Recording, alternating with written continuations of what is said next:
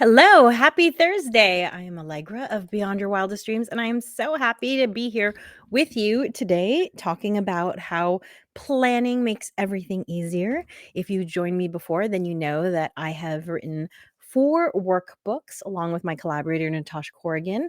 And all of these workbooks are designed to help you prioritize yourself and your goals by harnessing the power of planning. They all do slightly different things. If you're thinking to yourself, "I don't have a single moment to spend on anything else," well, then I would recommend checking out this book because this is my our instant gratification book, 3, 2, 1, done. This is all about teaching you a framework for how to accomplish all the things that you have to do so that you never look at your list and think to yourself, "I don't know where to start," or "I don't know what to do next," or "I don't know when to do something." This will answer all those questions for you, and in doing so, it will gain you back all some of that time and energy that you are spending spinning your wheels. And then if the next thing you're thinking to yourself is, I don't feel taken care of. I don't have the mental bandwidth to spend on thinking about bigger picture things, then I would recommend our book, Rock Your Morning, which is all about creating a morning ritual in order to ensure that your needs are being met and that an expression, pour from a full cup. So to ensure that your cup is full so that you have bandwidth to give to your work or your friends or your family or your creative interests. Basic needs have to be met. If you've never heard, there's actually this psychological, philosophical framework called Maslow's hierarchy of needs. And Maslow's hierarchy of needs is shaped like a pyramid. And the whole idea about Maslow's hierarchy of needs is that at the bottom are kind of our basic survival needs, like say food and then shelter. And if you can't if you don't have your food covered, it's all consuming. That's the only thing you're thinking about. And if you don't have shelter, then that's the only thing you're thinking about. And as you move up this pyramid, you kind of are able to free up bandwidth because these more basic needs are being taken care of. And then at the top are kind of like your creative and your self realization, your ability to figure out what it is that you want to do and your legacy, those types of things you can only get to once your most basic needs are being met. And that's where having a morning ritual really, really helps because it helps to make sure that those basic needs are being met. By the way, a morning ritual, this also addresses having an evening ritual. So, anyway, so those are the things that I talk about. And today I'm going to be talking about life design. It's a term I've used. Maybe you've heard me use it and you know exactly what it means. And maybe you're like, I'm not exactly sure what that means. Well, I'm going to talk about what it means, why it's valuable. And I'm also going to talk about one of my favorite tools for ensuring that I am living a life by design, which is habit tracking. But before I get into that, I want to pull a card from my deck of cards that I keep here on my desk. Oh, this is a lovely card. Friendship is one mind in two bodies. That's Mencius. I'm not familiar with how to pronounce that name. Friendship is one mind in two bodies. Well, I don't have a lot to say about that because that's just kind of like a nice thing to think about. I do think that there's something about surrounding yourself with people who maybe share your vision or share your values. Absolutely. I know that I have close friends. Natasha is one of them who, when I spend time with them, it's just like I gain energy from it and I feel fueled up to go out into the world and do whatever it is that I need to do. Absolutely. And there's just a synergy that's there. Hopefully you have good friends in your life. You don't need a lot of them. In fact, I would say one good friend might be all that you really need. I once heard something that humans are only capable of maintaining a handful of really close relationships. And I don't know if there's an exact number, but you don't need that many friends to feel like I'm understood. Someone gets me. So, but find those people because they are very valuable in your life. Okay, so let's jump right into life design. What is life design? If you're joining me live right now, feel free to chat. And even if you're looking at the recording of this, you can always comment. I will see those comments and I'd be happy to answer them at a later date. Take a sip of water. I feel like my throat has not recovered from going to the desert last week. I was camping in the desert and my throat has just felt permanently dry since coming back. So, yes, I might be drinking a lot of water during this podcast. So, life design is the process of ensuring that you are living in a way that you want on purpose rather than living by default. And it's interesting because I had planned on talking about this topic in a slightly different way until this morning. I have a habit of journaling every morning. I have this journal that has prompts in it, writing prompts. And I like to answer one prompt. And sometimes the prompts only leave enough space to write one paragraph. And sometimes the prompts leave enough space to write for a whole page. But I don't do it in order of question. I literally just flip through the book. I stop at a place that feels right. And then I start writing. And I love this practice. It's interesting because some people really like to free write. I actually really like to answer questions because I find that when I'm answering a question, it makes me remember things that had my memory not been jogged, I wouldn't have thought about. And it clarifies for me thoughts that maybe I've had, but I've never thought about in a structured way. So I find prompts really helpful. But anyway, so this morning was my early morning sunrise hike with some of my friends, and I didn't have time to do the journaling, but I got to the hiking place 10 minutes earlier than expected because I was supposed to pick someone up and that person at the last minute wasn't able to join us. So I got there early. And so instead, I decided to look at this post on LinkedIn. There is this person who I follow. His handle is at Milani Creative, MILANI CREATIVE, at Milani Creative. I'm not sure exactly how to pronounce his name, but I'm going to say his name is Pejman Milani.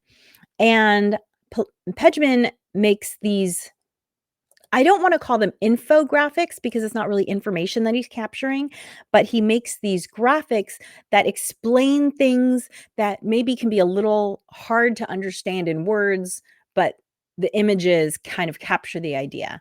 And so he had this graphic today, which had this is burnout, and the image is of a heart with a flame. So it's kind of like the heart is a candle, and the flame is burning this heart candle out to the point where it's burnt out.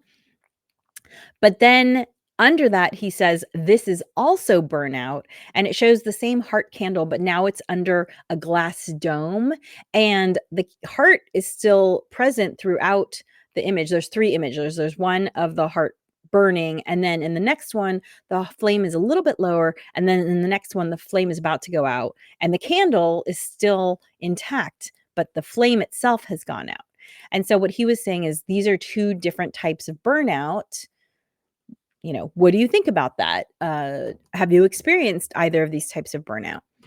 And the first type of burnout is the type of burnout that I talk about all the time on Harness the Power of Planning, because this is the burnout where you are not ensuring that you are taken care of. And so you are pouring from an empty cup, if you will.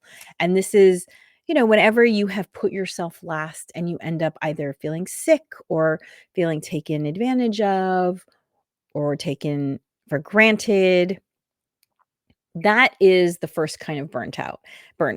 And the way to avoid that kind of burnout, in my opinion, is very straightforward. It means you have to prioritize your well-being because, again, going back to what I was talking about in the beginning, Maslow's hierarchy of needs, if your basic needs aren't being met, you can't be any good to anybody. If you're tired, if you are sick, if you are undernourished, you can't do anything. And so that kind of burnout, in my opinion, it's easy to overcome in that you have to take these steps to take care of yourself. And bottom line starts with the very first thing. And I don't like to quote unquote should on people. I don't like to say you should do these things. However, my background is in anthropology. And the reality is although our world has changed a lot in the last 100 years, our programming as human animals has not. We still need a certain amount of sleep. There's just no getting around that. We still need a certain amount of water. No getting around that either. We still need food, and if the food doesn't have certain nutrients, then we're not gonna feel good. Again, no getting around those things. So, the first thing that we have to do is ensure that we are getting enough sleep and quality sleep. There's kind of this misunderstanding that the only thing that matters is how many hours of sleep you get, and definitely hours are important. However, they also need to be high quality hours. If you fall asleep at 1 in the morning and wake up at 7, you're gonna feel very different than if you fall asleep at 9 and wake up at 3. You just are. Those are different quality hours of sleep. Different things are happening to your brain during that time. I can do the 9 to 3 thing and wake up and go about my day. The 1 to 7 thing, I wake up groggy because it wasn't quality sleep. So, we need to have quality sleep. You need to eat quality food. Like, I don't make this green smoothie because it's delicious. I make it because I know I need it and I feel light and energized afterwards. And I like the long-term benefits of eating this way. So, quality food, those are things we have to do, and then movement. Movement is so important. My hiking with my friend, yes, it's fun to hike with my friend and to see the sunrise, but the real reason she and I do it is so that when we're 80, we can still walk unassisted. I mean, we talk about that all the time, about how the things we're doing right now in our 50s, we're doing them so that when we're in our 80s, we have a lot more mobility and independence.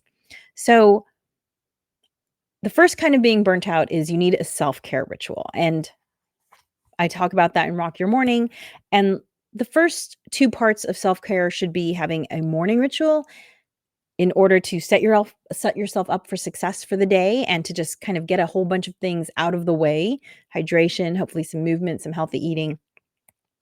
There's some other things in there too, but after those, it gets more personal. You get to decide more about what you wanna do. Do you wanna journal? Do you wanna meditate? Do you maybe wanna have a conversation with someone to kind of pick you up? Do you wanna read something fun or maybe do a writing prompt like I do? It's up to you. One thing that I do in my morning ritual is I always clear my dish rack. And the reason why is because I love having that moment of, "Oh my gosh, my kitchen looks so clean because everything is put away." I just like that aha, like, "Ah," moment. And so that's why I do that. So it's very personal. And then I would recommend that you have an evening ritual because the evening ritual is what sets you up for that quality sleep and is what sets you up to have a good day the next day. So those are the 2 places where in order to avoid the first type of burnout, you need to focus on having a morning ritual and an evening ritual. The second type of burnout, the burnout where the heart is always fully intact, but it's the flame itself that goes out. When I saw this drawing on LinkedIn, I commented that I wouldn't call that burnout because I feel like it's a very different thing than the physical exhaustion that comes with not having self-care rituals. I feel like when your flame goes out, I wanna call that feeling extinguished, just to separate it from burnout as is commonly known. This feeling of being extinguished, I feel like that comes from not living life by design. So this is where this idea of life design comes in, right? So imagine, I think it was, I don't remember if it was Aristotle or Plato, Aristotle or Aristotle or Plato. I don't remember if it was Aristotle or Plato who said, or maybe it was Socrates, one of those three who said the unexamined life is not worth living. I think that's a good, quick way to think about life design. Life design is about thinking to yourself, what is it that I want to do with this one precious life I have, to paraphrase Brene Brown. And if that's what I want to do, how am I going to get there? And what daily activities do I need to do in order to move me on that path towards living the life that I want to live? That's what life design is. The extinguished heart, the flame that's extinguished, that feeling is of not feeling like you are living on purpose. Feeling like I'm just here, I'm just existing, but I'm not actually thriving. I feel like that's where that type of burnout comes from. That feeling of what's the point? Maybe you don't have feel like you don't have any kind of, passion driving your life, passion for what you're doing, passion for the people you're spending time with, passion for the activities. You know, when I was in my 20s, I went to one fraternity party and I didn't find it interesting. And so I never went again, even though I had many friends who went regularly every weekend and they would try to get me to go along. And they'd say, "Come on, like this is what we're supposed to do." And I just remember having this feeling like that's not for me. You know, that's living a life by design. That was just not my thing. I felt extinguished by that experience. Going to those parties did not light my fire. I would rather do this other thing. And I think the thing is though, it's so easy to just kind of be carried along by the momentum of the stage of life you're in, right? So in your 20s, there's this sort of expectation that you spend your life going out, going to I can count the number of time I went out to bars probably on my two hands. Not maybe not one hand, but on two hands because it just wasn't my thing. So the whole point of life design is for you to be really clear on how it is that you want to spend your life. And the only way you can do that is, again, to go back to Aristotle, Plato, Socrates. I'm going to cover all my bases here. Go back to them and examine your life. You have to figure out what it is that you want to do.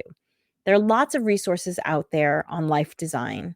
And honestly, I have one as well, my Harness the Power of Planning, the course, the 6-session course.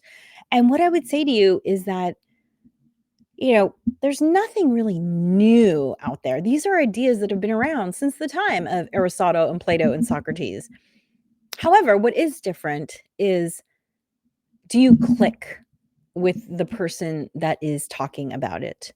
So find someone, find a book, find a course, find a podcast that you click with, and then go through the exercises that you need to go through. There are books about life design. I don't have a book about it, but I have a course, the Harness the Power of Planning course, which you can find on my website, BYW Dreams. I'll put up the QR code too. Find what it is that speaks to you and then do the work that you have to do in order to get there.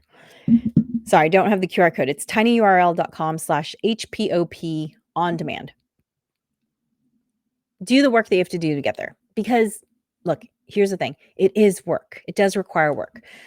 My friend and I, when we were hiking today, we were talking about the fact that there are many things that we wanted to experience in this life, and they all require work. And I don't know where this idea of a life of leisure, I guess maybe it came in with the big landowners in Britain. I don't know. But we in Western culture, there's almost this belief that the best life is a life where you don't do any work. And I can tell you that I personally do my and all of my family contributes. We do our own housekeeping. We do our own gardening. We do our own maintenance around the house as much as we're able to, partially because we want to maintain the mobility.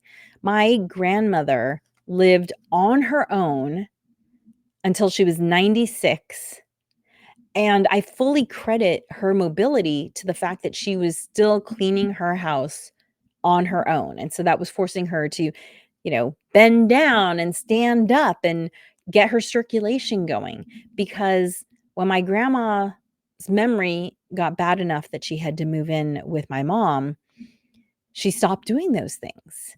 And within 6 months, my grandmother lost the ability to walk. And it's just been a constant downhill decline since then, because there's an expression that I've heard that death starts in your feet, because circulation is so important to keeping everything else moving. So, yes, the examined life requires work. But the benefit of living a life that lights you up, that lights your flame up, to go back to this metaphor of this drawing that I saw on LinkedIn, it's so worth it, because it's about being excited to get out of bed. When I responded to the post on LinkedIn, I'll just read part of part of what I wrote. I wrote, the second type of burnout, I don't think I'd call it burnout. I'd call it extinguishing, just to differentiate between the two. In my opinion, extinguishing comes from not living in a way that's aligned with your personal values, which I find many people have not identified, let alone set their sail to. When you live a life by accident rather than by design, of course, your heart's not on fire. You're unfulfilled. Because what are the odds of falling into your ideal life? I'm guessing pretty low. And the author wrote back that, I love the idea of living life by design. The default life can take us in directions we definitely don't ever intend on heading. Yes, that's so important. And I wrote back, absolutely, because can you imagine getting into a sailboat without a compass or a course, and maybe without even a destination? And I put in parentheses, gasp, right? Because that's what living on accident is. It's getting into the sailboat of your life. And if you don't have a destination and you don't have a course planned out for how to get to that destination, and you don't have a compass to keep you on track, because, hey, let's face it, there's lots of distractions. You're going to get blown off course. You need to find your way back to course. If you don't have a destination, a course, and a compass, well, then how would you ever expect to end up in a place that you actually wanted? It would be almost impossible. So that's what life design is, and that's why it's important. Okay, so part 2 of this podcast dovetails with life design. But part 2, I just want to talk a little bit about habit tracking, because habit tracking is one of the best ways to keep you on course. Okay? Habit tracking is not the destination, and it's not the course itself, but habit tracking is kind of like a compass, where it keeps bringing you back to being on course. And it's a very powerful tool, and it's definitely one of the tools that I feel like has helped me the most. So what is habit tracking? Habit tracking is tracking the activity that you want to do in order to help you establish a habit that helps you live your dreams. So let's zoom out. And again, going back to this metaphor of destination and course and compass, let's say you have a goal of writing a book. It's It's a very common goal. A lot of people want to write a book. So you have a goal of writing your book. Well, let's say that book is your destination. That's your goal. Now, how do you get to writing a book? Well, there's lots of steps, right? You have to write the book itself. You have to find an editor or an agent or a publishing house. You have to review the book, find a cover designer, find someone to market it. Then you have to publish it. And then maybe your goal is not even done yet because maybe your goal is to make enough money so that you're living off of the earnings of the book. Okay, well, then the course is much longer because now you have to market the book. And okay, so all those steps that you have to do to arrive at your destination, though, that's the course. Now, before you can do any of those things that we just discussed, you have to write the book itself. And writing a book like this book is around 70 pages.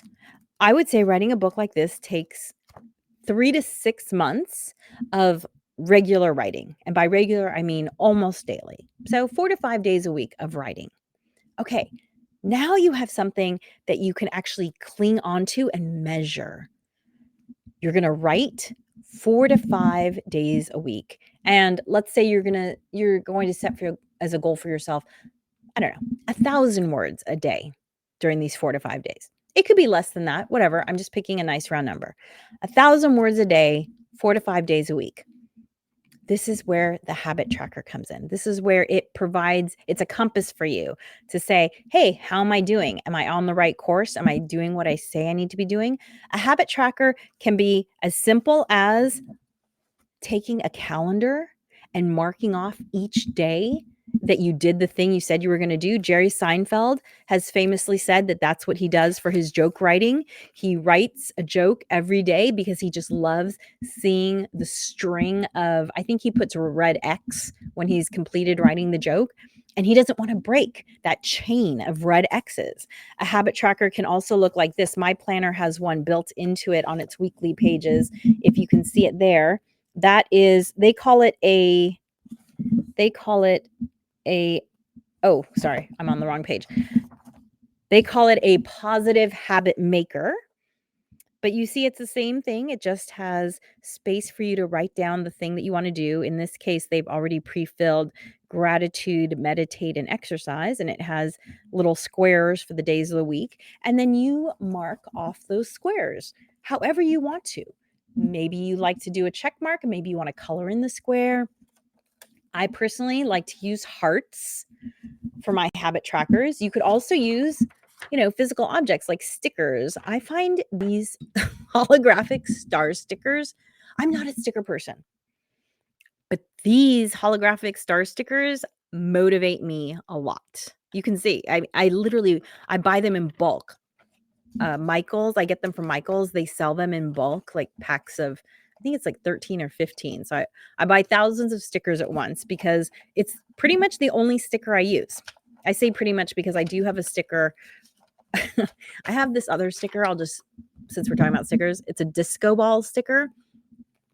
I like to use this when I plan an event that I'm throwing because it's just a fun way to celebrate the fact that I pulled off this event. Anyway, so that's the benefit of a habit tracker. It's a physical way to take note of the progress that you make. And again, as I said, it could be a calendar, it could be a little thing here in your calendar. I've actually created my own habit tracker for you all. And this is a habit tracker that you can use to track activities over the course of a month. So I'm just going to drop this into QR code. It is the URL is subscribepage.com/habit tracker. That's SUBSCRIBE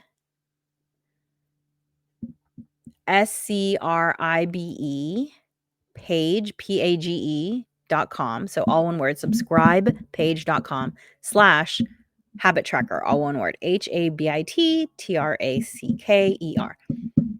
Go to that URL, go to that website, and that is where you can sign up to get this monthly habit tracker template that I have. And then you can just decide what habit it is what habits you want to track. There's room for, I think, about 10 different habits that you can track here. Weekly things that you want to do on a weekly basis. So, like the writing 4 to 5 times a week. I also have space there for things that you want to do on a monthly basis. Like, for instance, my family has a goal of volunteering once a month. So, that's where we would track that as well. So check it out because I really do believe that having a habit tracker, having a habit of tracking your activity is one of the best ways to ensure that you're living a life by design because it keeps you focused on what's important. Thank you so much for joining me today. If you are ready to take your planning to the next level, check out my on-demand course, Harness the Power of Planning, at tinyurl.com/HPOP on demand. And please be sure to subscribe and rate the podcast wherever you are listening. It costs you nothing to do, and it really helps me out as a content creator. And remember that planning makes everything easier. See you next week.